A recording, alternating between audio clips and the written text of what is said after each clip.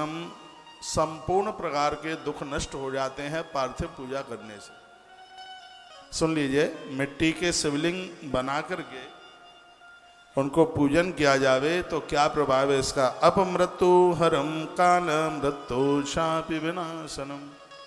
1,00,000% ये बात सत्य है। जिन्होंने मिट्टी के शिवलिंग बनाकर उनका पूजन किया है उनकी अकाल मृत्यु नहीं होती। भले ही उनका मरने का समय आ गया है तो भी भोलेनाथ उन्हें मौत के मुख में से बाहर निकाल लेते हैं, ऐसा वर्णन किया गया। यदि कह दिया है जन्म पत्री में उम्र कम है, अल्प आयु का योग है, इसमें योग है, तो उनके निमित्त हर प्रदोष वाली तिथि को या सोमवार को, संक्रांति को, शिवरात्रि को, सावन के महीने में मिट्टी के शिवलिंग बनाकर उनका पूजन करके और उनका फिर विसर्जन किया जावे, आनंद हो जाएगा। उसी संदर्भ में एक कथा कही जा रही है। अपमृत्यु हरम काल मृत्यु शापि विनाशनम। अपमृत्यु, उनकी अकाल मृत्यु दूर हो जाएगी। इतना बड़ा प्रभाव इस पार्थिव पूजा का है, इतनी बड़ी महिमा है पार्थिव पूजा की।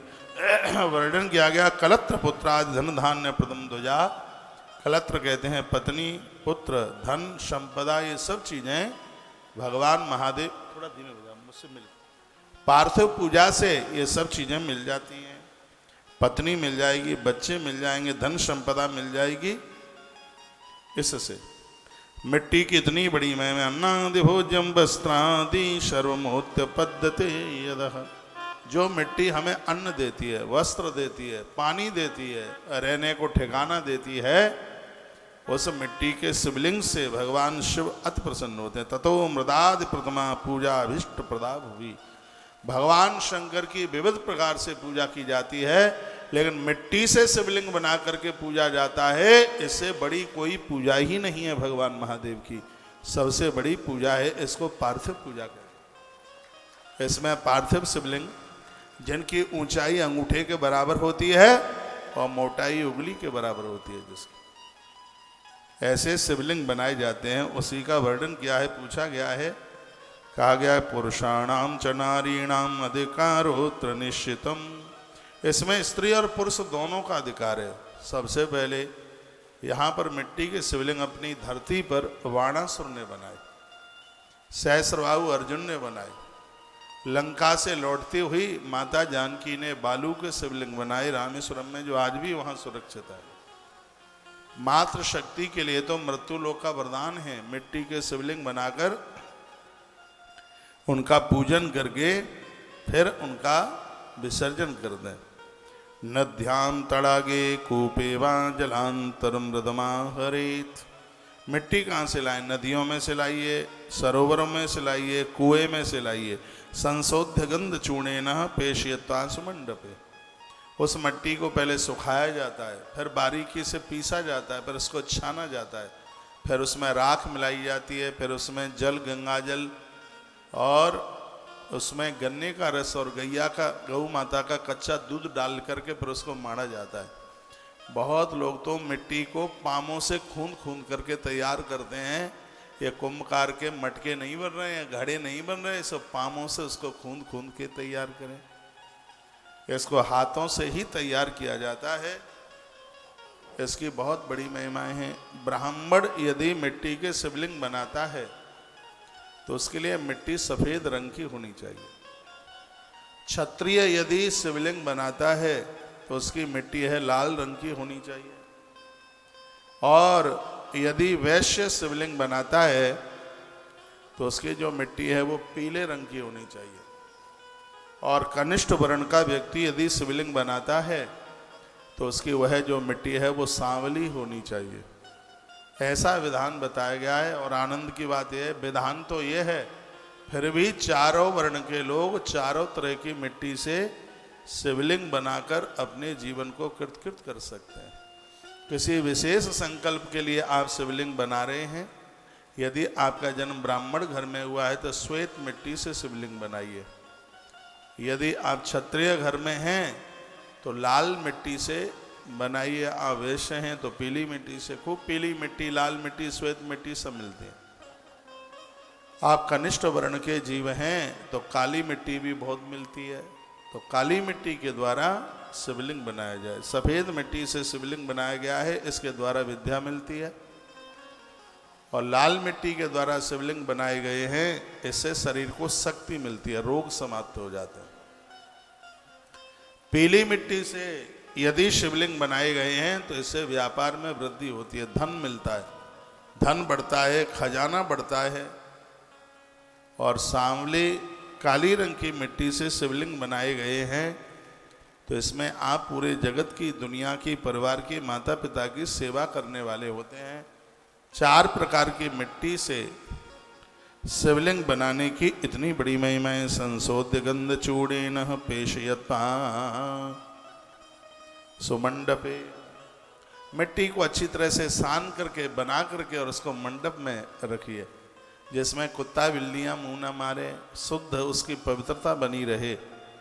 और आनंद की बात यह है कि सगरी बातें स्वयं भगवान शंकर अपने मुख से बोल रहे हैं। वो कहते हैं हस्ते न प्रथमाम कुर्या क्षीरेण सुसंकृताम, उस मिट्टी में दूध डालकर और अपने हाथों से इसको आप बनाते हैं। भोलेनाथ बड़े प्रसन्न होते हैं। हे ब्राह्मणों, मनुष्य को चाहिए वो गणेश, सूर्य, विष्णु, अम्बा, शिव, और शिव में भगवान शंकर की शिवलिंग की प्रतिमा, इनका यह पूजन करें और पूजा के फल की प्राप्ति के लिए षोडशोपचार से पूजन किया जाए। और वर्णन किया है कि हर प्रतिमा बनाकर उसके ऊपर एक चावल रखा जाए, तो इसकी और ज़्यादा महिमा है। भगवान भोलेनाथ को दीपदान से और तांबूल से भगवान को प्रसन्न कीजिए। दीप और तांबूल लिखा है, दीपा ज्ञानमवाप्नोति तांबूलान् भोगमाप्नुयात्। जिन लोगों के, जिन जनों में बेटों की शादी में देरी हो रही है तो प्रदोष वाले दिन एक पत्ता लीजिएगा और वह पत्ता होवे पान का। पान के पत्ते पर गुलकंद रखिए, पान के पत्ते पर नारियल के खोपरे का बुरादा रखिए, उसमें कत्था लगाइए, लौंग रखिए, इलायची रखिए, फिर उसका बीड़ा बना दीजिए। उसको बंद करके हर प्रदोष वाले दिन भगवान महादेव को चढ़ाइए। बहुत जल्दी से आपके घर में मलूक सी बहू चल के आ जाएगी, बेटे का विवाह बिल्कुल हो जाएगा। हनुमान जी पर पान का पत्ता चढ़ता है, हनुमान जी पर हनुमान जयंती को चढ़ाइए, मंगलवार को चढ़ाइए, शनिवार को चढ़ाइए। हमने वीडियो डाल दी है आज तुलसी तपोवन यूट्यूब चैनल और इंस्टाग्राम पर, उसको पढ़ लीजिए। कल हनुमान जयंती है तो यह उनको हनुमान जी को 2 पान चढ़ाइए, बीड़ा बना करके चढ़ाइए। तुम्हारी विपत्तियों का बीड़ा हनुमान जी चबा जाएंगे। जिस समय सागर का समुद्र का मंथन हुआ था उस समय देवताओं ने भगवान महादेव का पूजन किया था। पता है ये घूम रहा है, मालूम है? तो क्यों घूमता है रे? है?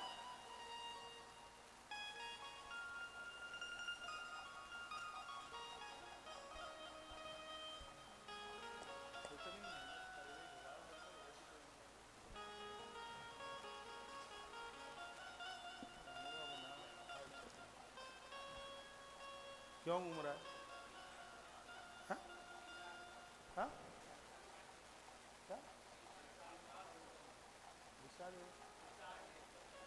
सवेरे तो पड़ गया, सवेरे तो पता ना पत्ती नहीं चार्ज कराऊंगी।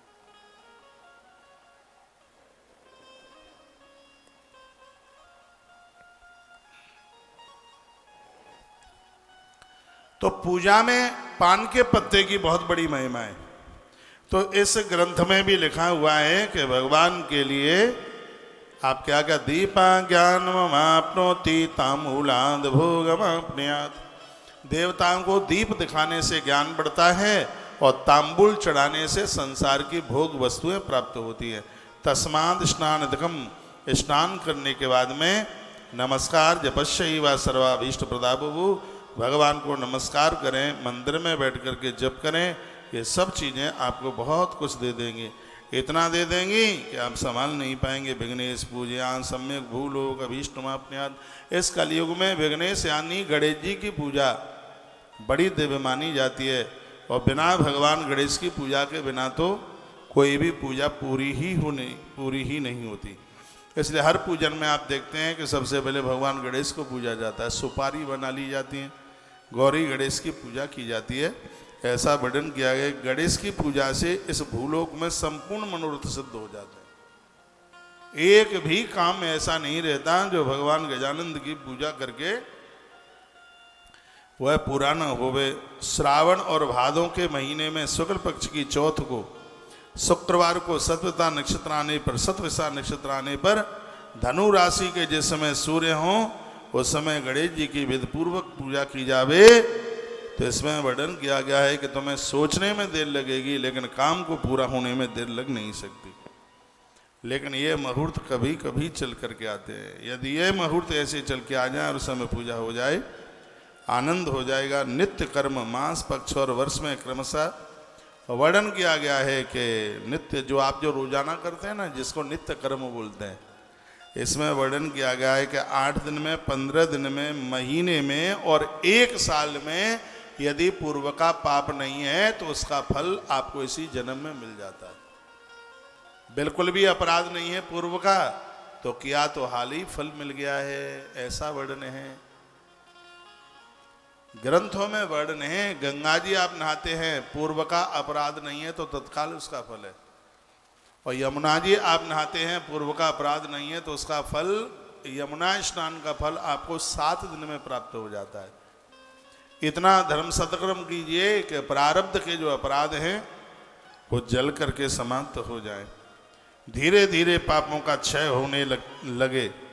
और वर्णन किया गया है, कहा गया है इस पूजा में मनुष्य जीवन मिला है, भगवान महादेव की पार्थिव पूजा आप जरूर कीजिएगा। यदि किसी को मृगी का रोग है तो भगवान भोलेनाथ का नाम लेकर के सरसों का दान करे। श्लोक नंबर 51, 52, अध्याय नंबर 16, इसमें सरसों के दान की बड़ी अद्भुत महिमा का वर्णन किया गया। श्लोक बोले देता हूँ, कहाँ गया, 51, 52। दीप सर्वस्वदानंच अस्पामारक्षयो भवेत। इसमें सरसों का दान किया गया है। इससे सरसों के दान से मृगी का रोग समाप्त हो जाता है। सोमवार के दिन कृतिका नक्षत्र में शिव जी का पूजन करें। गृह क्षेत्र घर की सामग्री के दान से, घर की सामग्री क्या होती है, ईंट है, पत्थर है, लोहा है, ये सब चीज़ें जिसे गृह निर्माण सामग्री कहते हैं, इसका दान करने से इसकी भी बहुत बड़ी महिमा का वर्णन किया गया है। इसमें वर्णन किया, इससे महादरिद्रता समाप्त हो जाती है। कृतिका नक्षत्र मंगलवार को पड़ जाए और उस दिन भगवान कार्तिकेय जी की पूजा की जाए, दीप जलाए जाएं, घंटा दान में दिए जाएं तो थोड़े ही समय में वाक सिद्धि हो जाएगी। कृतिका नक्षत्र पड़े और उस दिन हो मंगलवार, कृतिका नक्षत्र पड़ जाए और उस दिन हो मंगलवार, कृतिका नक्षत्र मंगलवार के दिन पड़े और भगवान कार्तिकेय की पूजा की जाए। इसमें लिखा है कि किसी मंदिर में घंटा चढ़ा दिया जावे तो आप मुंह से जो बोल दोगे वही सिद्ध हो जाएगा। भगवान कार्तिकेय की पूजा इतनी प्रभावशाली है। भगवान शंकर के बेटा हैं कार्तिकेय, इनकी पूजा करने से वाक सिद्धि हो जाती है। इसलिए तो मैंने कहा है कि शिव जी को पूछते हो तो पंचायतन रखो। पंचायतन क्या होता है, पंचायतन में गणेश जी होते हैं, बीच में शिव पिंडी होती है, एक तरफ दुर्गा जी पार्वती होती हैं, शेरा वाली नहीं होती, मैया हाथ जोड़ करके ऐसे बैठी हुई है इस तरीके से। इधर गणेश जी होते हैं, जहाँ जलेरी के नीचे जल गिरता है वहाँ नंदी बाबा होते हैं, बीच में पिंडी होती है। इसको कहते हैं शिव पंचायतन, इसका नाम है शिव पंचायतन। इसमें जो भगवान कार्तिकेय जी हैं तो इसमें वर्णन किया जा रहा है, बड़ी अच्छी बात कही गई है कि मंगलवार के दिन कृतिका नक्षत्र पड़ जावे और वीर कार्तिकेय की पूजा कर ली जाए तो वाक सिद्धि हो जाएगी, वाणी सिद्ध हो जाएगी, मुंह से जो कुछ बोल दिया जाए वही पूरा हो जाएगा। आज हम और आचार्य जी सुबह 12 से 1 बजे तक लाइव करते हैं, इसलिए थोड़ा टाइम लग जाता है आने में, 1 बजे के बाद ही प्रोग्राम छोड़ते हैं। तो मैं इन्हें चर्चा कर रहा था कि यह शिव महापुराण इतना सिद्ध ग्रंथ है, जीवन की ऐसी कोई समस्या नहीं है जिसका समाधान इस ग्रंथ में न हो। इसको ऐसे अनुभव के साथ में इसका सृजन किया है। ये तो बहुत ज्यादा दिक्कत दे रहा है भाई, मन नहीं लगने दे रहा कथा में। है? क्या कर रहा है?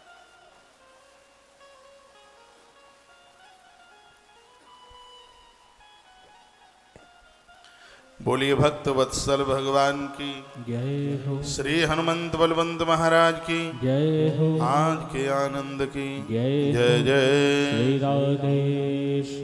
तो दीप घंटादि दानव बही वाक सिद्धि रचार भवेत, वाक सिद्धि हो जाएगी। कृतका सौम्यवारेशु विष्णु वैय जन्म नाम ददंडोदन सदानम च सत्संतान करम भवित। ऐसा श्लोक कल भी एक आया था। कृतका नक्षत्र बुधवार को पड़ जाए, ब्राह्मणों को भोजन कराने से, दही भात खिलाने से संतान की प्राप्ति हो जाती है।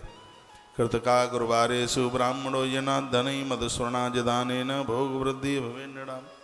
तो कौन से दिन कृतका नक्षत्र पड़ता है उसकी विस्तार पूर्वक उसका वर्णन किया गया है। षोडशोपचार ही प्रथमा विप्र मंत्र कई, ब्राह्मण के मुख से मंत्र सुनकर के ब्राह्मण देवता को बुला करके और षोडशोपचार से भगवान की पूजा की जाए तो भगवान अति प्रसन्न हो जाते हैं। ऐसा वर्णन है। शिवादीनां च सर्वेषां क्रमाद वै सर्वसिद्धये साल्यन्न सवेशायं नैवेद्यं सस्तस्तमुच्यते।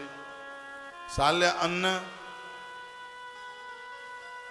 क्षमा के चावल की खीर, और भगवान महादेव को रस में चावल डाल के, गन्ने के रस में चावल डालकर जिसे रस खीर कहते हैं, इसकी बहुत बड़ी महिमा है। मोदक का भोग भगवान को लगाया जाए, पुए का भोग लगाया जाए, दूध का भोग लगाया जाए। कहा गया है जिस समय कोई विशेष आप सावन कर रहे हैं या आप ये शाम की जो पूजा है, प्रदोष की पूजा कर रहे हैं, इसमें 12 सेर दूध की खीर बनाई जाए, 12 नारियल लिए जाएं, सुपारी 36 ली जाएं, 36 पान के पत्ते लिए जाएं, कपूर लिया जाए, खैर लिया जाए, चूना लिया जाए, 5 सुगंधित द्रव्य लिए जाए। 5 सुगंधित द्रव्य क्या हैं वो आप लिख लें, आपको नहीं पता होगा। शिव महापुराण में लिखा है सगरे देवता ये 5 सुगंधित द्रव्य से बड़े प्रसन्न होते हैं। यह पूजा में विशेष रूप से शंकर की पूजा में तो इनको रखना ही चाहिए। ये कौन कौन से हैं 5? ये सुगंधित द्रव्य हैं जिनके नाम लिखे हुए हैं। एक का नाम इलायची, एक का नाम है कंकोल, एक का नाम है लौंग, एक का नाम है पुष्प और एक का नाम है जायफल। यह भगवान को बड़ा प्रिय। सुपारी इसमें 36, पान के पत्ते 36, कपूर, खैर, चूना, 5 प्रकार के सुगंधी द्रव्य, इलायची, कंकोल, लौंग, फूल और जायफल, ये चीज़ें रखी जाएं। इस प्रकार से तांबूलों का बीड़ा बना करके समुद्र सामग्री, इसको महानैवेद्य कहते हैं। ये नैवेद्य नहीं है, ये महानैवेद्य है। इस महानैवेद्य का देवता को, महादेव को अर्पण करें। अपने अपने वर्ण के अनुसार उन देवताओं को जो आपके कुल के देवता हैं, जो आपके परिवार में पहले से देव पूजे जा रहे हैं, उनकी भी अवश्य में पूजा कीजिएगा। फिर इस प्रसाद को बांटने की बात कही है। भात का नैवेद्य लगाने से मनुष्य पृथ्वी का राजा हो जाता है। जो भगवान का चावल का भोग लगाता है, भात का भोग लगाता है, वह राजा हो जाता है। और महानैवेद्य का भोग लगाने से वह स्वर्ग का को प्राप्त करने वाला हो जाता है। 1000 बार इस प्रकार महानैवेद्य को अर्पण से उसे सत्यलोक की प्राप्ति होती है और उसकी पूरी आयु होती है। वर्णन किया गया है कि 3000 बार नैवेद्य के दान को महापूर्ण कहते हैं, महापूर्ण नैवेद्य कहते हैं। 3000 गुना इसको। फिर तत्पश्चात कहा महापूर्ण के नैवेद्य को। फिर वर्णन किया गया कि इसके दान से पुनर्जन्म नहीं होता। कार्तिक के महीने में जब उत्तम दिन कोई विशेष तिथि पड़ जाती है, पूर्णमासी जैसे पड़ गई है, और उस दिन भगवान महादेव की पूजा करने से शनि की महादशा बिल्कुल शांत हो जाती है। ये आप लिख लें, आपको ध्यान नहीं रहेगा। कार्तिक में एक बहुत बड़ी पूर्णिमा पड़ती है जिसका नाम है गंगा पूर्णिमा, जो वैकुंठ चतुर्दशी के ठीक दूसरे दिन पड़ती है। इसमें भगवान शिव स्वयं अपने मुख से कहते हैं और भगवान शंकर कह रहे हैं तो वह बात तो बहुत ही ज़्यादा विशेष है। श्लोक नंबर 82 से लेके 84 तक अध्याय नंबर 16वां है। तो 82 से लेके 84 तक भगवान क्या कह रहे हैं? ऊर्जे मासी दिने पुण्डी जन्म नैवेद्यमाचरित संक्रांति पात जन्मक्षु पूर्णमाशाद संयुति अब्द जन्म दिने कुर्या जन्म नैवेद्यमुत्तमम मासांतरेषु जन्मक्षेणु पूर्ण योगा दिने पिचः वर्णन क्या मेलने चा सनिर्वापी तावत सहस्रमाचरित। वर्णन किया गया है कि इसमें 1000 फूल भगवान को चढ़ा करके इस नैवेद्य के द्वारा पूर्णमासी के दिन भगवान महादेव की पूजा कीजिए, आपकी शनि की दशा बिल्कुल शांत हो जाएगी। जन्म अर्पण फलम लभेत, आपका जीवन धन्य धन्य हो जाएगा, आपका जीवन कृत हो जाएगा, ऐसा वर्णन किया गया था। नैवेद्य की बात अभी मैं 2-3 दिन पहले भी मैं बोल चुका हूं। शर्मा जी राधे राधे, कैसे हैं आप? ऐसे बैठ जाओ। पंडित जी राम राम। बोलिए बांके बिहारी लाल की जय हो। श्री हनुमंत बलवंत महाराज की। जय एक बात मेरी मान लो, मैं हाथ जोड़ के बता रहा हूं। ऐसे ग्रंथ में लिखा है कि उनके हर ग्रह की दशा शांत हो जाती है जो अपने जन्मदिन पर, तिथि पर, नक्षत्र में कल भी ये निवेदन किया था, जो देवी देवताओं को भोग लगाते हैं, जिनके घर में रोजाना भगवान का नैवेद्य भोग लगता है, परमात्मा सुरक्षा के रूप में खड़ा रहता है। आज मैंने टीवी पर तिलक चंदन की बात करी है, 12 बजे से 1 बजे तक, हो सकता है आप में से किसी ने सुनी हो। घंटे भर का कार्यक्रम था, पूरा चंदन और तिलक की बात करी। एक दिन मैंने पानीपत से नैवेद्य की बात करी। इसमें भी वर्णन किया गया है कि कार्तिक की पूर्णमासी को जो लोग भगवान महादेव का नैवेद्य भोग समर्पित करते हैं, इतनी सी चीजें, वो क्या क्या 36 पान है। अभी मैंने आपको निवेदन किया क्या क्या है उसमें। इसमें वर्णन है कि 12 सेर दूध,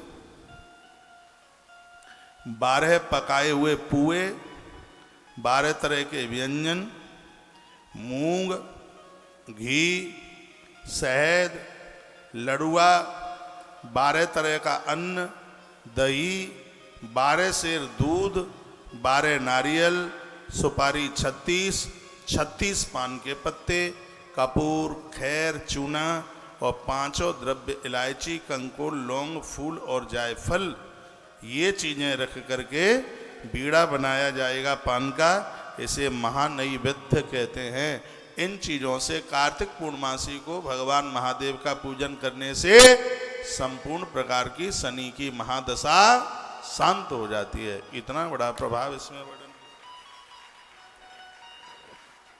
बड़े आनंद की बात कही गई है। ये पूर्णमासी के दिन ये शनि की महादशा उतर जाती है। इसके द्वारा शंकर जी को नैवेद्य दान करने से व्यक्ति जन्म और मरण के फंदे से मुक्त हो जाता है। ये तो शिव पुराण की कथा है, इसलिए शंकर जी को नैवेद्य कहा गया है। नहीं तो हर देवता को नैवेद्य, पंचोपचार में भी नैवेद्य आता है। भगवान का भोग तो लगाया करे तो मही निवेदित भोजन करही, प्रभु प्रसाद पट भूषण धरही, तुमहि निवेदित भोजन कर।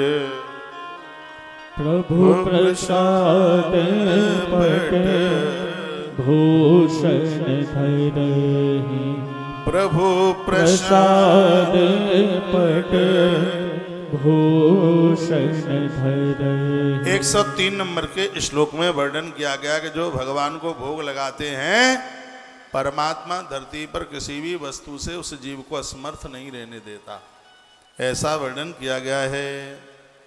ऐसा कहा गया है इस श्लोक में। 103 नंबर का श्लोक है, बड़ा अद्भुत है यह। इसमें वर्णन है कि जो भगवान को भोग लगाते हैं, परमात्मा उनके जीवन में किसी भी प्रकार की कमी नहीं रहने देता। जन्म जंतु मृत्यु जन्म प्रसाद प्रपद्यते, जन्म मरण के बंधन से बचने के लिए हर व्यक्ति को भगवान के चरणों से जुड़ करके रहना चाहिए। हमें और आप पूरी धरती का मालिक बना दिया जाए, तो भी ईश्वर के बिना कभी भी हमारा काम नहीं चल सकता। शंकर के भक्तों को, पुजारियों को कहा गया है, जब आप महादेव की पूजा करते हैं तो आदित्यवार यानी रविवार के दिन पंचगव्य से स्नान करिएगा। पंचगव्य पांचों चीजों को मिला करके और आप स्नान करें। श्लोक नंबर 111 नंबर के श्लोक में यह बात कही गई। आदिवारे पंचगव्य ही अभिषेको विशेष्यते गोमयम गोजलम क्षीरम दद्याजम पंचगव्यकम क्षीरादियम च पृथक चैव मधुनाम चक्षुसारकई। पंचगव्य से खुद नहाएं और पंचामृत से भगवान को नहलाएं। पंचगव्य में क्या क्या होता है वर्णन है। गोमय, गोमूत्र, गाय का दुग्ध, गाय का दही और गैया का घृत, इसको पंचगव्य कहते हैं। गौ दुग्ध आदि से पृथक पृथक स्नान। पहले स्नान करते हुए देवताओं को स्नान कराएं, शहद से, गन्ने के रस से, गौ माता के दुग्ध से। यह भगवान को स्नान कराने की बात बताई गई है। चावल की खीर का भगवान को भोग लगाया जावे। इधर उधर भटकने की जरूरत नहीं पड़ेगी, परमात्मा ऐसे कल्याण कर देगा। इन सब चीज़ों का इतना प्रभाव है, इतना कुछ मिल जाएगा जिसके लिए आप सोच भी नहीं सकते कि हमें इस छोटी सी उम्र में कितना कुछ मिल गया। इधर उधर भटकने की जरूरत नहीं पड़ेगी। भगवान शंकर का ओम नमः शिवाय जप करें, जो 36 करोड़ जप कर लेता है वह निश्चित रूप से भगवान महादेव का दर्शन कर लेता है, ऐसा वर्णन है। 36 करोड़ ओम नमः शिवाय जिसने जप कर लिया, साक्षात भगवान महादेव का उसने दर्शन कर लिया। भगवान शंकर के जितने भी मंत्र हैं महादेव को प्रसन्न करने के लिए ओम नमः शिवाय, इससे बढ़कर के कोई दूसरा मंत्र है ही नहीं। और है बहुत मंत्र है, महामृत्युंजय मंत्र है, पशुपति व्रत का मंत्र है, और भी कई मंत्र हैं, लेकिन भगवान शिव को प्रसन्न करने के लिए इससे बड़ा और कोई मंत्र ही नहीं। सहस्र मंत्र जपतेन नित्य शुद्धो भवेत पुमान। गंगा जल की तरह वह लोग शुद्ध हो जाते हैं जो 1000 बार जप नित्य कर लेते हैं। अपने इष्ट के हिसाब से किसी भी देवता का 1000 बार आप जप कर लेते हैं, गंगा जल की तरह शुद्ध हो जाते हैं। 1000 का मतलब है 10 माला। एक माला में 100 होते हैं ना, 10 माला में 1000 हो गया। 108 मनके की माला होती है तो 8 तो डिस्काउंट कंसेशन में चले गए, गिनती 100 की ही होती है। 100 की होती है तो 10 माला जिसने जप ली, क्या अद्भुत बात कही है। इसमें वर्णन है कि जितना पवित्र गंगा का जल होता है वह लोग उतने ही पवित्र हो जाते हैं जो 1000 नाम भगवान के नित्य लेते हैं, रोजाना लेते हैं। लिखा है सहस्र मंत्र जपतेन नित्य शुद्धो भवेत पुमान, वो शुद्ध हो जाते हैं। ततः परम सुसिद्ध्यर्थम जपो भवति ही ध्वजांग। जो 1000 नाम रोज जपते रहेंगे, एक दिन ऐसा आ जाएगा कि मंत्र उन्हें छोड़ेगा नहीं। वो सो रहे होंगे, चल रहे होंगे, तो भी अंदर से मंत्र निकल रहा होगा। एव अष्टोत्र शतकोट जपत्पेन वही पुनः। ग्रंथ कहता है, महादेव कहते हैं कि धरती पर मेरे तो ऐसे ऐसे भगत हुए हैं जिन्होंने करोड़ों करोड़ों मंत्र मेरे जपे हैं, और उनको मैं प्रत्यक्ष रूप से ऐसे दर्शन देता हूँ जैसे मैं गणेश, कार्तिकेय और भवानी और नंदी के पास रहता हूँ। और भक्तों के पास में मेरा ऐसे ही रहना होता है जो मेरे ओम नमः शिवाय मंत्र का जप करते। भैया सबसे बड़ा मंत्र है, अद्भुत मंत्र है। आ उ मा, ये 3 अक्षर से ओम बनता है, जिसकी बड़ी महिमा। इसमें क्या, पृथ्वी वायु तेज जल आकाश, ये रूप रस सत्य स्पर्श गंध, ये सब के सब इसी से ही पैदा हुए हैं, इसी से ही प्रकट हुए हैं। कोई 9 करोड़ जप कर ले तो भैया वो भगवान के धाम को जाता है। नित्य 1000 मंत्र से जप करने वाला व्यक्ति इतना शुद्ध हो जाता है, उसे आत्मज्ञान की प्राप्ति हो जाती है। इस प्रकार 108 करोड़ प्रणव का जप करने वाला पुरुष साक्षात रुद्र लोक के लिए प्राप्त होता है। अब आप कहोगे कि इतना तो हो नहीं सकता। अरे इतना नहीं हो सकता तो जितना हो सकता है उतना कीजिए। गुरु मंत्र में कोई भी मंत्र मिला हो फिर भी ओम नमः शिवाय ये जरूर जपिए। जितने भी मुझे मेरे भक्त, मेरी शिष्य मंडली मुझे सुन पा रही है, वैसे तो मैं गुरु मंत्र के समय पर, दीक्षा के समय पर भगवान शिव का मंत्र सुनाता ही हूँ, लेकिन कभी ऐसा हो गया हो, पहले हो गया हो, पूर्व में हो गया हो, कभी हो गया हो, यदि आपने ओम नमः शिवाय मंत्र नहीं सुना है तो आप अपनी साधना में, आराधना में रोज नहीं कर सकते, तो कभी कीजिए, जब टाइम मिले तब कीजिए। सोमवार कीजिए, प्रदोष कीजिए, प्रदोष में कीजिए, जब समय मिले तब भगवान का ओम नमः शिवाय इस मंत्र को जरूर जपिए। इसलिए क्योंकि शंकर जी के बिना भक्ति नहीं मिल सकती। भक्ति तो महादेव के पास है, जो भगवान नारायण ने स्वयं कहा, जय ही पर कृपान करे पुरारी, सो न पाव मुनि भगत अमर। महादेव कृपा नहीं करेंगे तो भक्ति नहीं मिलेगी। इसलिए ओम नमः शिवाय, ओम नमः शिवाय। जो भी माला पर आप जपते, तुलसी पर जपते हैं तो तुलसी पर जपिए, 10 माला रखने की जरूरत नहीं है। अब मैं अपनी एक ही माला पर सगरे मंत्र जप लेता हूँ, ऐसा नहीं है गणेश जी के लिए अलग से लाएं और दुर्गा जी के लिए अलग से लाएं। हाँ, कोई विशेष अनुष्ठान है, आप कोई सावन के अनुष्ठान में बैठे हैं और आप शंकर जी का जप कर रहे हैं, महामृत्युंजय जप कर रहे हैं, तो आप रुद्राक्ष की माला पर ही उसका जप कीजिए। लेकिन जो नित्य की आपकी पूजा है, मान लिया जाए आप तुलसी की माला पर जप करते हैं, तो उस पर आपको महामृत्युंजय मंत्र जपना है, तो एक ही माला पर ये सगरे मंत्र आप जप सकते हैं। तो ये श्लोक मुझे बड़ा प्यारा लगा है। इसमें लिखा है, सहस्र मंत्र जपत्येनः नित्य शुद्धो भवेत पुमान। लोग इतने पवित्र हो जाते हैं, शुद्ध योगेन संयुक्त जीवन मुक्त संशय। ऐसे लोग धरती पर जीवन मुक्त होते हैं, इसमें किसी भी प्रकार का संशय नहीं समझना चाहिए। इस मंत्र विज्ञान से जरूर जुड़िएगा, यह बहुत बड़ा विज्ञान है मंत्र विज्ञान। पंचाक्षरम पंचलक्षम जपे शिव मनुस्मरण, पद्मासनस्थम शिवदम गंगा चंद्रकलान्वितम। जो लोग 1 महीने में 5 लाख ओम नमः शिवाय जप लेते हैं, भगवान भोलेनाथ उन्हें उठाकर अपने अंक में ऐसे लगा लेते हैं जैसे उन्होंने चंद्रमा को अपने भाल पर बिठा रखा है। और 1 महीने में 5 लाख कोई ज़्यादा नहीं है जप करने वालों को। बामोरु स्तुतु शक्त्याच वराजंतम महागढ़ी, इस ग्रंथ में लिखा है जैसे महादेव ने बामोरु भगवती जगदम्बा को बिठा रखा है अपने पास, 5 लाख जप करने वाले भक्त को भगवान ऐसे ही बिठा लेते हैं। इसमें कोई संशय की बात नहीं है, वो अपने भाल पर उसको बिठा लेते हैं। इसलिए नित्य ओम नमः शिवाय, ओम नमः शिवाय, ओम नमः शिवाय इस मंत्र का जप कीजिए, जो कि हर मनोरथ को पूरा कर देता है। ऐसा कोई मनोरथ ही नहीं है जो कि ओम नमः शिवाय के जप करने से जो मनोरथ पूरा ना हो जाए। हर मनोरथ की पूर्ति करने वाला ये मंत्र है, शंकर को शीघ्र ही प्रसन्न करने वाला ये मंत्र। बोलिए शंकर भगवान की जय हो। जय जय श्री राधे श्री राधे श्री राधे श्याम। सतकोटि मनम जपत्वा पंचोत्र मंत्रता। श्री मनोजी महाराज ने तो 100 करोड़ जप कर लिया था। इतना बड़ा जब पूरी सृष्टि के सृजन में इस महापुरुष ने माता शतरूपा, हो क्या बात कही गई है। उन्होंने 23,000 वर्ष तक तप किया था। रामायण में आता है 23,000 साल किसे कहते हैं, इतना लंबा उन्होंने तप किया। भगवान महादेव के बड़े परम भक्त थे और उनकी कृपा से उन्होंने परमात्मा को दशरथ बनकर प्रभु श्री राम जी के रूप में उन्हें प्राप्त कर लिया।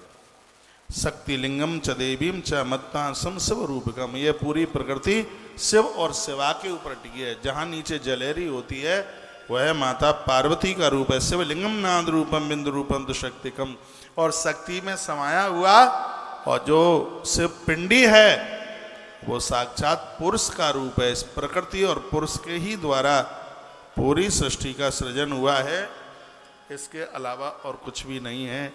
इसी के द्वारा धरती आकाश पाताल जितनी भी वस्तुएं हैं, जो भी कुछ है, वो सब इसी से प्रकट हुआ है। तो कहा गया है कि मंत्र सिद्धि 5 लाख जप करने से ओम नमः शिवाय में सिद्धि आ जाती है, क्योंकि इसमें 5 अक्षर है। 5 लाख पर इसका एक पुरुषण हो जाता है। तो वही बात यहाँ वर्णित की जा रही है कि पंचाक्षर मंत्र विधि विधान के साथ 5 लाख आप जब लेते हैं तो यदि स्त्री स्त्रीत्व, देखो इसमें वर्णन किया, स्त्री के स्त्रीत्व को कोई बिगाड़ नहीं सकता, साधु के साधुत्व का कोई नाश नहीं कर सकता। इसमें 5 लाख का जप करने पर ही इतनी बड़ी इसकी महिमा है। क्षत्रिय 5 लाख जप कर लेता है तो क्षत्रियत्व को प्राप्त कर लेता है। वैश्य 5 लाख का जप करते हुए बहुत बड़ी संपदा को प्राप्त कर लेता है।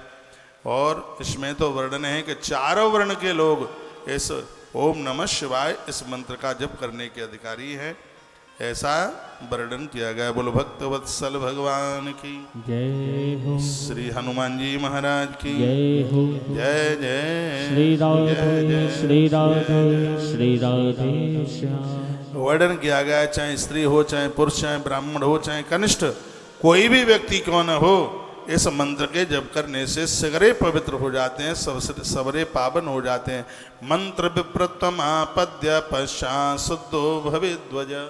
ऐसा नहीं है कि ओम नमः शिवाय मंत्र से ब्राह्मण ही शुद्ध होते हो, ऐसा नहीं है। नारी वांत नरो वांत ब्राह्मणो वा अन्य एव च। चाहे नारी हो, चाहे पुरुष, चाहे ब्राह्मण हो, चाहे कोई दूसरी जाति का हो, नमुंतम वा नमः पूर्वम मातुरम सर्वदा जपेत। इसमें वर्णन किया है कि जैसे डूबता हुआ व्यक्ति पानी में डूब रहा हो, वो छट पड़ाता है नदी के किनारे को पकड़ने के लिए, ऐसे ही भगवान की पूजा के लिए जप करने के लिए रोज ऐसे ही फटफड़ाते रहिए। जब पूजा लेट होती है तो अंदर से तकलीफ होनी चाहिए, अरे इतनी देर हो गई अभी तो हम भगवान को नहला ही नहीं पाए, हम तो जप ही नहीं कर पाए। और जिस दिन जप छूट जाता है और हमें उस बात का एहसास ही नहीं होता, तो इसका मतलब है नौटंकी कर रहे थे, ड्रामा कर रहे थे। जिस दिन सुंदरकांड छूट जाए, रोज करते हैं छूट जाए, हनुमान चालीसा छूट जाए, पूजा करते हैं और कोई पूजा आपकी छूट जाए, यदि अंदर से तकलीफ हो रही है, अंदर से आप गिड़गिड़ा रहे हैं, परेशानी हो रही है, तो इसका मतलब है कि आपकी पूजा को भगवान ने स्वीकार किया है, तब ये पोजीशन बनी है। यह 17 नंबर के अध्याय में शिव पुराण में ये बात कही है। और आप 40 साल से कोई पूजा कर रहे हैं और अचानक छूट गई किसी कारणवश, और आपको उसका छूटने का कोई भी फर्क नहीं पड़ा, तो इसका मतलब है सब ढोंग ड्रामा हो रहा था, कुछ भी नहीं, इसमें कोई भी परिपक्व बात नहीं थी। तो यहाँ पर यही बात बताई गई है, इसी बात के लिए बोला गया है कि जिसी कारणवश यदि कभी पूजा पाठ छूटती है और उसमें आप विचलित होते हैं, तो समझ लीजिएगा कि देवताओं ने आपकी पूजा को स्वीकार किया है। तथा स्त्रीणाम तथैवयम् गुरु निर्देशयत क्रमात्। कोई भी मंत्र हो, कालिका पुराण में भी लिखा था, जो भी कोई मंत्र आप जपते हैं तो प्लीज उसको गुरुदेव के निर्देशन में ही जपिए, नहीं गलती हो जाएगी। सबसे पहले तो मंत्र का अर्थ समझ लें, उच्चारण समझ लें, नहीं तो ऐसा हो जाएगा। एक किसी व्यक्ति की घरवाली ज़्यादा बीमार होती थी, तो वो किसी महात्मा जी के पास गया और कहा, गुरुजी घरवाली ज़्यादा बीमार है, कोई मंत्र बता दो। उन्होंने मंत्र बता दिया कि भार्याम रक्षत भैरवी, यानी माँ दुर्गा हमारी पत्नी की रक्षा करे, और बेटा इतने समय में इतना जप कर लेना। उसे 27 दिन का टाइम दिया। वो घर पर आया, बोलता है कौन 27 दिन, इसको 5 ही दिन में पूरा कर दीजिए। उन्होंने यही तो कहा कि इतना जप कर लो। तो उसने उच्चारण किया, भार्याम रक्षत भैरवी, भार्याम रक्षत भैरवी, और जैसी स्पीड बढ़ाई तो मुंह में से निकले कि भार्याम भक्षत भैरवी। सो 3 दिन के बाद में पत्नी ऊपर चली गई पधरा करके। दौड़ता दौड़ता गया गुरुजी के पास, गुरुजी से कहा, गुरुदेव पहले बीमार रखी थी और तुमने तो ऐसा मंत्र दिया है कि वो तो लुढ़क पुढ़क होकर के ऊपर चली गई। गुरुजी ने कहा, ऐसा नहीं हो सकता, मैंने मारने वाला मंत्र नहीं, मैंने जीवित रखने वाला मंत्र दिया था। क्या मंत्र तूने उच्चारण किया? तो उसके मुंह से वही निकला कि भार्याम भक्षत भैरवी। तब गुरुजी ने कहा, पगले कहीं के, मैंने ये बोला था कि भार्याम रक्षत भैरवी, भार्याम रक्षत भैरवी, माँ जगदम्बा भवानी काली मेरी पत्नी की रक्षा करे। दुर्गा कवच का है यह मंत्र, भार्याम रक्षत भैरवी। किसी के घर में घरवाली बीमार है, घरवाला बीमार है, घर में और कोई बीमार है, दुर्गा कवच का पाठ करने से, राम रक्षा स्तोत्र का पाठ करने से आरोग्यता मिल जाती है। तो इन सब मंत्रों में थोड़ा जल्दीबाजी न हो, उसको समझिए। उसको ये मंत्र विज्ञान बहुत बड़ा विज्ञान है। क्या सुंदर लिखा है, जैसे हाथी को अंकुश बस में कर लेता है, उसी प्रकार से मंत्र भगवान को अपने बस में कर लेता है। तो मंत्र तो बहुत बड़ा विज्ञान है। तो वर्णन किया गया है कि तत्तः स्त्रीणाम तथैवो यः गुरु निर्देशयेत् क्रमात्। चाहे स्त्री हो, चाहे पुरुष, चाहे बच्चा हो, चाहे बूढ़ा, उसे अपने गुरुजनों के निर्देशन में ही मंत्र का जप करना चाहिए। यह नहीं किसी किताब में मिल गया तो अपने आप उसको जपना शुरू कर दें, तो ये बिल्कुल फलदायी नहीं होगा, कभी फलदायी नहीं होगा। ये इस ग्रंथ में लिखा हुआ है। गुरुजनों के आप निर्देशन में, भले ही उनके सानिध्य में नहीं है, लेकिन उनके निर्देशन में, वो दीक्षा के समय में सब बताते हैं, माला ऐसे पकड़ो, इस दिशा में बैठो, ऐसे जप करो, सब बताते हैं। साधका पंच लक्षांते स्व प्रीति अर्थ में वही वर्णन किया गया है। साधक जिस समय 5 लाख इसका जप कर लेता है तो भगवान शंकर उसके ऊपर बहुत प्रसन्न हो जाते हैं। शिव रूप मंत्र धारणा शिव वही शिव भक्ता शरीरे ही शिवे तत्परमो भवित। भगवान शंकर के विग्रह में वह लोग वास करते हैं जो हर रोज नमः शिवाय, ओम नमः शिवाय मंत्र का जप करते हैं। इसकी इतनी बड़ी महिमा है, इतनी बड़ी इसकी महिमा का वर्णन किया। ऐसे शंकर जी हैं, शक्तिम बेरम च लिंगम चाही लेखा माया ये जेत, जिनके शिवलिंग और शरीर दोनों की ही पूजा होती है, ऐसे भगवान महादेव हैं। एक बार मैं फिर निवेदन करूंगा, आपके घर में कितने भी देवता पूजे जाते हैं, भगवान की पूजा से कभी भी आप अलग मत होइए।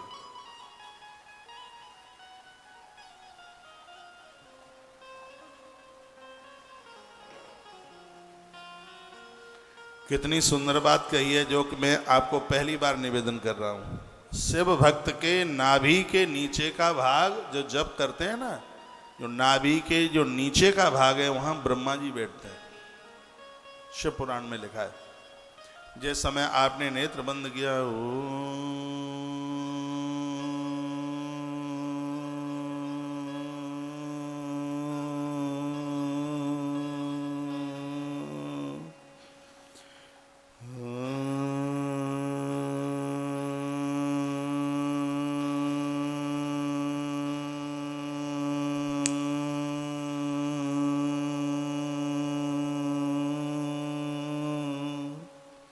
इसमें वर्णन है कि जिस समय आप ओमकार का उच्चारण करते हैं, आपकी नाभि के नीचे, चाहे स्त्री हो चाहे पुरुष, ब्रह्मा जी आके बैठ जाते हैं। नाभि से लेकर के कंठ तक भगवान विष्णु का वास होता है। और वर्णन किया है कि उसका मुख साक्षात महादेव का शिवलिंग रूप प्राप्त कर लेता है, साक्षात उसका मुख काशी बन जाता है, उसका मुख इतना पवित्र हो जाता है। एक बार फिर निवेदन करूंगा, आप जैसे ही गुरु मंत्र ये ध्वनि शुरू करते हैं, जैसे ही आपने ओमकार का उच्चारण किया, तो आपकी नाभि के नीचे का जो हिस्सा है वो ब्रह्मा के रूप में, नाभि से लेकर के कंठ तक का जो स्थान है वह भगवान विष्णु के रूप में, और जो मुख में साक्षात मुख शिवलिंग बन जाता है, और उस मुख में आकर साक्षात भगवान महादेव आकर के विराजित हो जाते हैं। ये जप करने का, ये नास्तिक लोग हैं, उनके लिए तो सब यही है, अरे इन सब चीज़ों से क्या होता है। ऐसा नहीं है। क्या होता है, ब्रह्मा जी सृजन, नाभि के नीचे ब्रह्मा जी आकर के बैठते हैं, उस व्यक्ति से सृजन की क्रिया कराते हैं। बच्चों को जन्म दे देना यही सृजन नहीं है, इस प्रकृति के लिए बहुत कुछ काम किए जा रहे हैं। ये सब इस जप का यह प्रभाव है। ब्रह्मा जी बैठ करके और उससे सृजन का कार्य कराते हैं, और नाभि से लेके कंठ तक भगवान नारायण आकर के बैठकर उससे लोगों के भरण पोषण का काम कराते हैं। और जिह्वा पर स्वयं महादेव आकर के बैठकर सुंदर शब्दों के द्वारा अज्ञान को समाप्त करा देते हैं उसके द्वारा। तो त्रिविध देव बैठ जाते हैं आकर। कितनी बड़ी महिमा का वर्णन किया है। श्लोक नंबर 143 है, जहाँ से मैं आपको निवेदन कर रहा हूँ, मैं बोले भी देता हूँ। वर्णन किया गया कि शिव शक्ति स्वरूपेण न पुनर्जायते भुवि, नाभेरदो ब्रह्म भाग कंठम विष्णु भागकम, मुखम लिंगमिति प्रोक्तम शिव भक्ता शरीरकम। मुख में साक्षात शिवलिंग, कंठ से लेके नाभि पर्यंत विष्णु, और नाभि के नीचे स्वयं विधाता ब्रह्मा जी आकर के बैठ जाते हैं। तो इसका मतलब ये है, जो नीचे के श्लोक में लिखा है, जो भगवान महादेव के मंत्र का, शिव पुराण की कथा इसलिए महादेव के मंत्र की बात कही गई है, नहीं तो इसका अर्थ यह निकलता है गुरुदेव के मुख से निकला हुआ मंत्र दीक्षा में किसी शिष्य ने उसको प्राप्त किया है, और जो उस मंत्र का जप करता है ऐसे स्त्री पुरुष का दर्शन करने से विधाता ब्रह्मा, नारायण और महादेव तीनों का दर्शन एक साथ हो जाता है। आप मेरी बहुत बात मानते हैं, 28-29 साल से मान रहे हैं। मेरी आपसे प्रार्थना है, बहुत आग्रह पूर्वक निवेदन कर रहा हूं, इन सब की महिमा हम लोगों ने समझ ली है। भले ही आपको थोड़ा सा टाइम मिले और आप एक माला भगवान के नाम की रोज जपिए।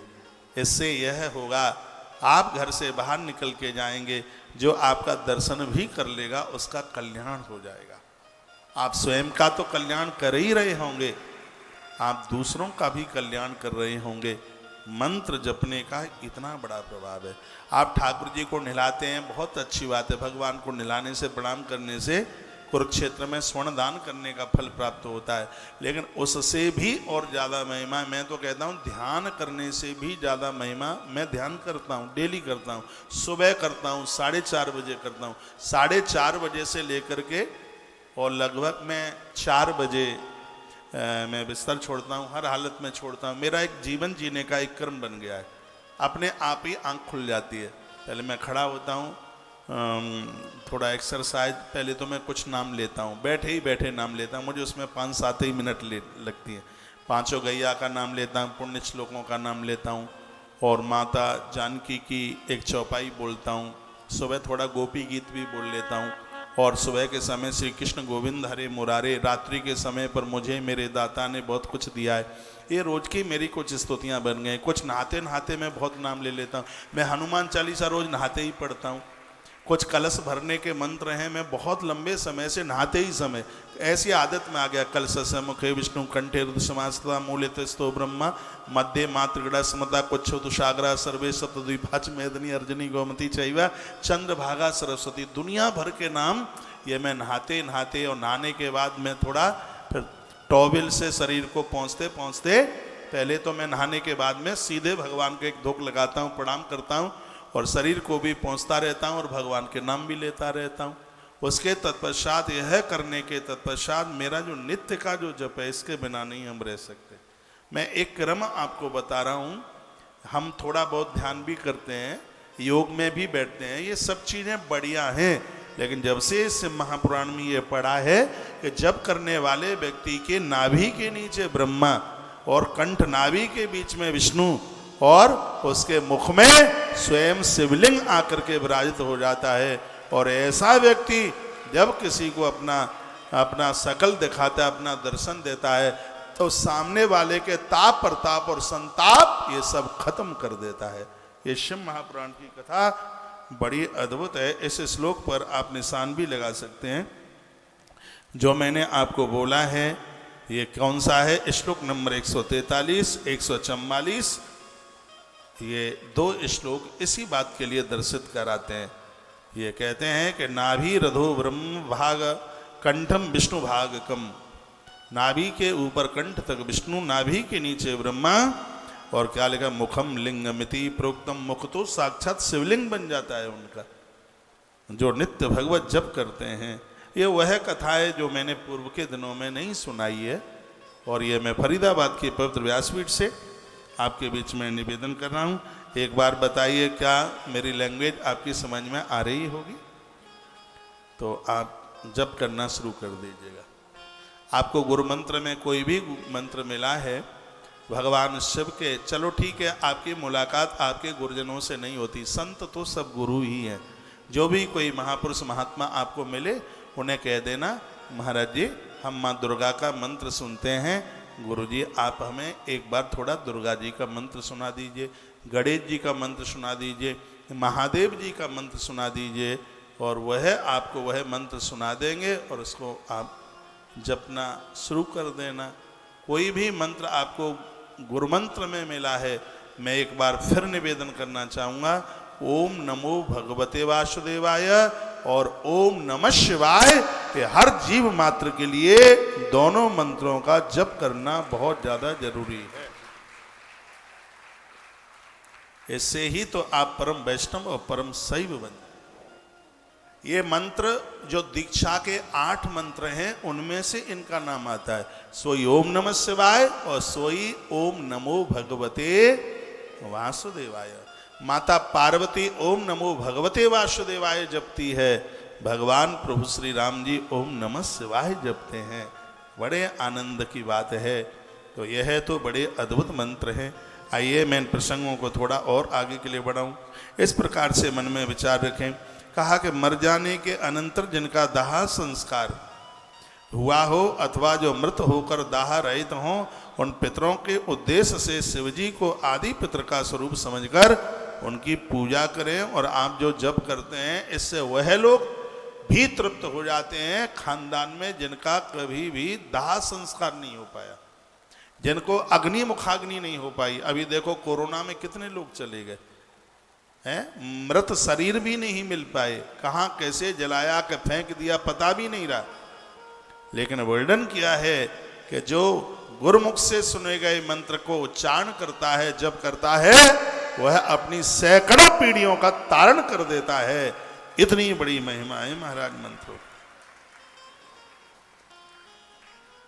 मुकेश भैया राधे राधे। दत्ता जी आज ही पूछ रहे थे कि शर्मा जी के आप तो कह रहे थे कि भतीजे नहीं आए, ये तो ये बोल रहे थे उनको पता नहीं था, तो बड़ी प्रतीक्षा कर रहे। आप आए हैं, अच्छा लग रहा है, बढ़िया लग रहा है। कई मैसेज आए हैं, इसमें लिखा है कि महाराज जी हम रोज जपते हैं। जो हमारी व्यासपीठ का श्रोता है वो तो जरूर जपता ही होगा। और हूँ एक गुप्त मत सबई कहूँ कर जोर, शंकर भजन बिना नरह भगत न पावहु मोर। अब ये प्रश्न उठता है, वो शंकर के बिना भक्ति नहीं मिल सकती। अब इसका एक प्रश्न उठता है कितनी बार जपें, 2 बार जपें, 25 बार जपें, 50 बार जपें। इस ग्रंथ में लिखा है कम से कम 100 बार आप जप करते हैं तो ईश्वर के यहाँ आपके जप की गिनती आरंभ हो जाती है। एक माला, कोई तो बात रही होगी जब 108 मनके की माला बनाई है, कोई तो इसका विधान रहा होगा जब 108 मनके की माला बनाई है। 108 ही मनके की क्यों बनाई है, इसकी भी बड़ी अद्भुत इसकी जानकारी। इसमें 8 है प्रकृति, प्रकृति के 8 ही तत्व हैं। क्या क्या है इसमें? 5 तो इसमें रूप रस शब्द स्पर्श और गंध, 5 तन्मात्राएं। 6वीं बुद्धि है इसमें, और 7वीं इसमें अविद्या है। मन है 8वां। तो ये 8 अंक को माना गया है जीव, प्रकृति। 0 है इसमें माया और 1 है इसमें ब्रह्म। 8 जब 1 में मिलता है, 0 का तो कोई अस्तित्व है ही नहीं, 8 जब 1 में मिलता है तो वह अपने आप में पूर्ण हो जाता है जीव। ऐसा एक 9 का ही अंक है जो कभी घटता नहीं है, बराबर रहता है। आपने पहाड़े पढ़े हों तो मेरे संग पढ़ के देखिए। 9 1 9, 9 दूनी 18। 18 को दोनों अंकों को जोड़ दो तो 9 बन जाता है। 9 3 27, इसमें 7 2 को जोड़ दो तो 9 बन जाता है। 9 चौक 36, इसमें 6 3 को जोड़ दो तो 9 ही बन जाता है। 9 पहिए 45। पहाड़े पढ़े हैं कभी? 5 4 जोड़िए तो 9 बन जाएगा। 9 छक्के 54, 5 4 बोलो तो 9 बन जाएगा। 9 7 63, 6 3 जोड़ो तो 9 बन जाएगा। 9 8 72, 7 2 जोड़ो तो 9 बन जाएगा।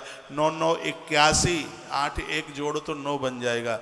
इसके अलावा और कोई अंक ले लीजिए, या घट जाएगा या बढ़ जाएगा। जैसे 8 को ही ले लीजिए, 8 1 8, 8 दूनी 16, 16 को आपस में जोड़ दो तो 7 ही बनता है, 1 घट गया। 8 3 24, 4 2 को जोड़ो फिर 1 घट गया, वो 6 ही बनता है। 8 4 को 32, 3 2 को जोड़ो तो 5 ही होता है, फिर घट गया। एक ऐसा सिर्फ अंक 9 का है जिसको जोड़ देते हो तो अपने आप में बराबर होता है। इसका मतलब है जो कम से कम 108 बार रोज भगवान का जप करते हैं वो जीवन में कभी घटते नहीं, वो अपने आप में पूर्ण आनंद में रहते हैं, उनके आनंद में कभी भी कमी नहीं आती। इसलिए कम से कम 1 माला, ज़्यादा से ज़्यादा जितना हो जाए कम से कम 1 माला भगवान के लिए रोजाना अति प्रसन्नता के लिए जप करना शुरू कर दीजिए। आज से ही शुरू कर दो। कल आप कहोगे आज से ही, हाँ, भगवान के भजन में देरी क्यों? ये तो फिर ऐसी बात हो जाएगी, किसी गांव में आग लग जाए, हम पंडित जी के पास जाएं, पंचांग खोलो, गांव में आग लग गई है, कौन से मुहूर्त में बुझाएं? तो मुझे लगता है कि गांव में आग लग गई हो तो पंचांग खुलवाने की जरूरत नहीं है, बाल्टी उठाओ, पानी डालना शुरू कर दो, आग बुझाओ। इस शरीर में भोगों की आग लगी है, भजन रूपी पानी पटकना शुरू कर दो। इसको क्या भरोसा है इस जिंदगी का, साथ देती नहीं है किसी का।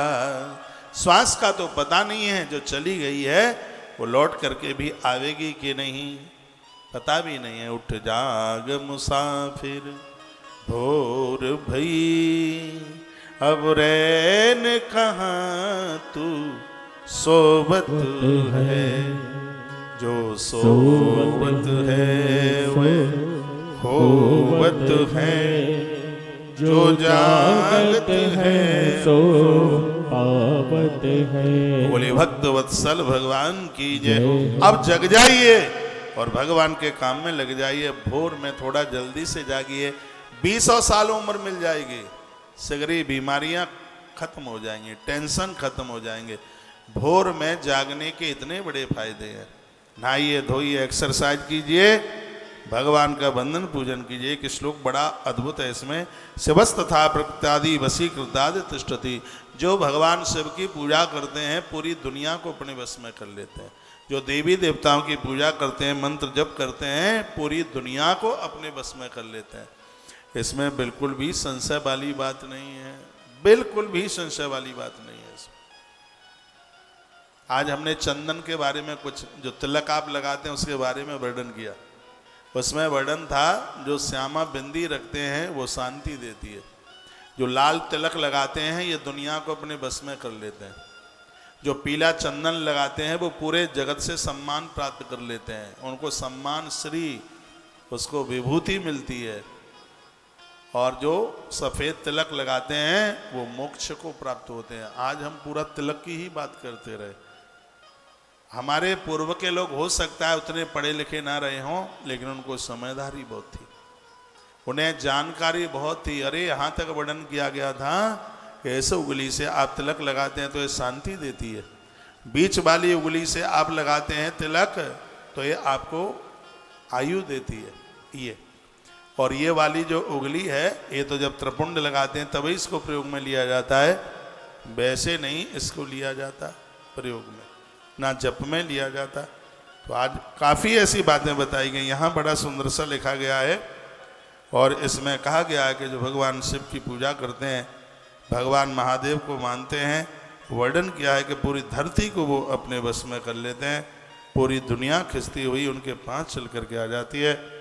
इतनी बड़ी महिमा है। जो भक्ति पूर्वक शिव शक्ति का पूजन करेंगे, शिव भक्त पूजन करेंगे, वह शिव स्वरूप होकर सदैव कल्याण प्राप्त करते रहेंगे। यह वेद का ये मंत्र है। तो इसमें वर्णन किया अगन्यास करन्यास के साथ में, और भगवत आराधना इसमें आपने शिव पार्थिव पूजा के बारे में सुना, और ओम नमः शिवाय इस मंत्र के बारे में सुना, जो बड़ा अद्भुत है। वो लोग बड़े बड़भागी हैं, भाग्यशाली हैं जहाँ पति और पत्नी दोनों के विचार मिलते हो। नहीं तो ये बहुत कम होता है। पत्नी को भजन पूजा पाठ अच्छा लगता है तो पति को बढ़िया नहीं लगता। मैंने ऐसे बहुत घरों में देखा है जहाँ पर पति और पत्नी दोनों ही धर्मात्मा हैं, जैसे माता कौशल्या, माँ कैकेयी और महाराज दशरथ।